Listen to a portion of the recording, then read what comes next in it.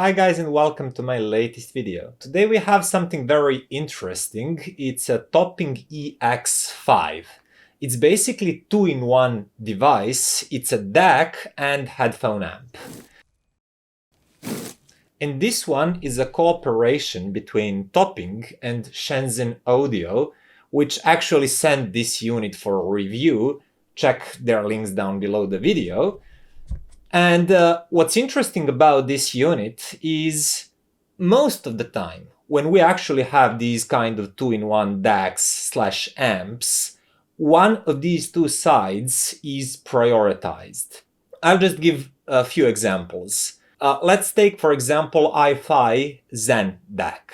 I really liked that DAC, but I also thought it was a much better DAC than it was amp, because amplifying section was a little bit low when it comes to power, and it didn't provide much drive and much dynamics. So I considered it mainly a DAC with added headphone amp that's useful but kind of weak, not that powerful. Another example would be Verum K5 Pro, which had pretty great amp section. It was powerful, but its DAC section was kinda lacking. It was there just to serve that mighty amplification part, but if you wanted to use it purely as a DAC in your hi-fi setup, it was underwhelming, to say the least. Topping EX5 costs more than these examples. It's $350, but what's interesting about it, and I'll tell you this beforehand, before I proceed with the review, is that it's pretty balanced product. It's a good DAC, and it's also a very good headphone amp. And I never felt that one of these is just added as an afterthought. It's designed to do both and to do them well. So I'll just quickly go through build, features, connectivity, and then we are going to talk about its performance and the sound quality. When it comes to the build quality, it's a topping, and all toppings are made out of aluminum, they're sturdy, they simply feel as a physically high quality products. When it comes to connectivity, on the back, you can see that we have 4 different digital inputs that we can use. One of them is USB, then we have optical SPDIF, then coaxial SPDIF, and a Bluetooth antenna. So that would be all about inputs. But when it comes to outputs, on the back we have single-ended RCA connectors and XLR balanced connectors. These are both line outputs. Actually, these are variable outputs, so you can use EX5 as a preamp. In case that you are using it as a DAC only, you don't need its preamp, that basically means volume control, volume attenuation function. You just crank up the volume all the way up to the max, which is 100, and there you go. You have a full line out on these connectors. Now on the front, we have 2 headphone outputs. One is single-ended 6.35 millimeters, and the other one is XLR balanced output. It doesn't provide more power. It's not truly differential amplification design. It's here more for convenience, actually. And now that I turned it on, I wanted to mention that you can actually control it by using only this volume knob that also doubles as a button. But you do get remote control in the box. It's more convenient. Everything is probably quicker and more accessible this way. You can choose different inputs and different outputs. You can control the volume. You can set the display brightness in 3 different levels. And yeah, you can choose several different digital filters. But I have to say that in case of Topping EX5, I did not notice significant or even noticeable difference by browsing through different digital filters. With some DACs, with some devices, these really do make small but noticeable difference. But in case of EX5, I really couldn't notice tonality changes with different filters. You can try for yourself, but I will not be spending time talking about them anymore. So let's talk sound, and I'll firstly talk about how it functions as a whole as a DAC plus headphone amp, if you basically use it for your headphones, because I believe most of the buyers of this unit will use it this way. Then after that, I'll actually cover the part how it performs as a DAC only. So I started listening to EX5 with several of my headphones, in-ears, planars, dynamic headphones, and I noticed this unit has a lot of power. It's definitely not a DAC with just a small, weak headphone amp attached to it. It actually has a proper headphone amp, and basically it was perfectly able to drive anything I threw at it. But when it comes to the tonality, that's interesting. It's very different than the last 2-in-1 DAC amp I've tried from Topping, and that was a few years ago, Topping DX3 Pro. That was just at the beginning of this channel. The video and the review was not that good, but basically what I said then is that it was a really bright sounding, analytical sounding piece of gear. And unlike many people who actually praised that Topping on the web because of its great measurements, I didn't really like it. It has that sort of bright, harsh, edge-focused, transient-focused sound, but it lacked a tone body and tone timbre severely. It was just not something that I enjoyed or could recommend to anybody. And it was one of my biggest disappointments when it comes to gear that actually was universally praised just because of its great measurements, but it actually sounded pretty bad in my opinion. With EX5, yeah, back to it, it's a different story. If anything, this has a slightly thicker and darker tone to it. And that starts with a bass line. Bass line is very full, it's very punchy, it's on a warmer side, and it feels slightly emphasized. Compared to most amps out there, it feels that bass line is slightly elevated, emphasized. But fortunately, it has decent punch, it has decent control.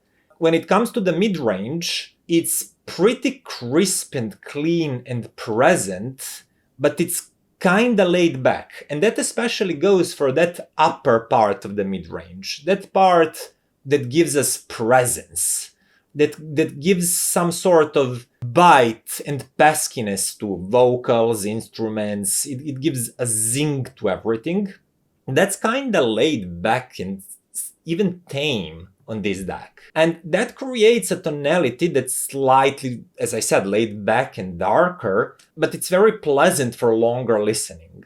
And when it comes to the highest frequencies, again, they're clean, detailed, but again, slightly darker and slightly tamer than most DAC amps out there. And that sort of upper frequency tameness and being laid back actually matched very nicely, for example, with SandyAudio Aiva, in my opinion.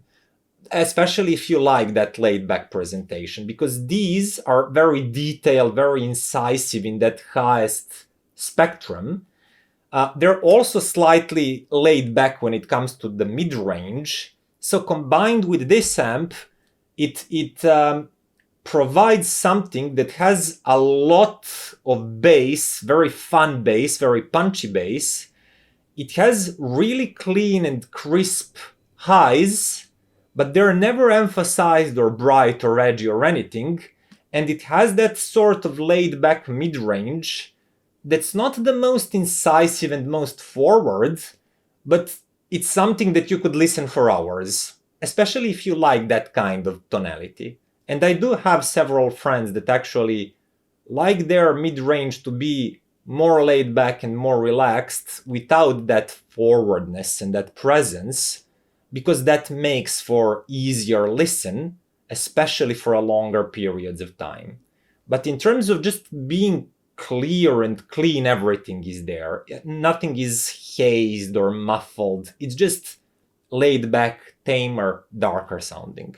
And to really put its quality to the test and into a good perspective, I compared it to several DAC amps that I have on hands here.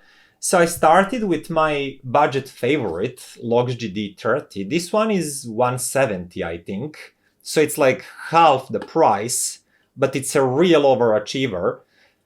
And what I noticed is, first thing, it's a different tonality. This one sounds slightly brighter and slightly more open up top, but it lacks power in the bass line that EX5 has.